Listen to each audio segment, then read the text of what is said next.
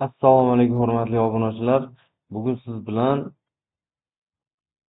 rasm PNG yoki JPG formatdagi rasmlarni orqa background qismini olib tashlashni ko'rib o'tamiz. Buning uchun bu o'zi nima uchun va qayerlarda ishlatilishi mumkin kabi savollarga, misol uchun Canva platformasi ishlatiladigan ba'zi bir rasmlarimizni o'sha orqa fonini olib tashlashligini ko'rib o'tamiz.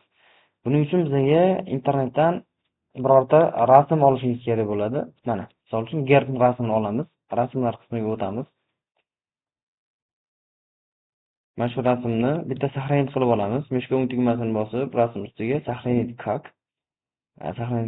как va рабочий stolga mana format turi JPG format turi.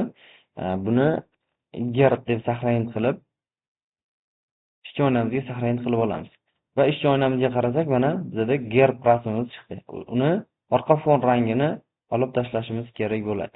Buning uchun bizga Google'da, internetda Remove BG veb-sayti bor. Bunga kirib olamiz.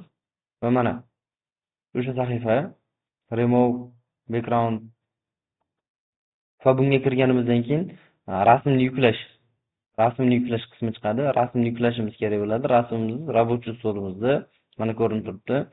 Rasmni tanlab, открыть qismiga tanlab olamiz va hozir rasmimizni orqa fon rangi mana olindi.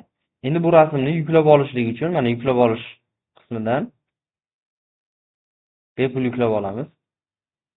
Mana rasmimiz yuklab olindi. Bu rasmimizni ham ishchi oynamizga chiqarib olamiz mana.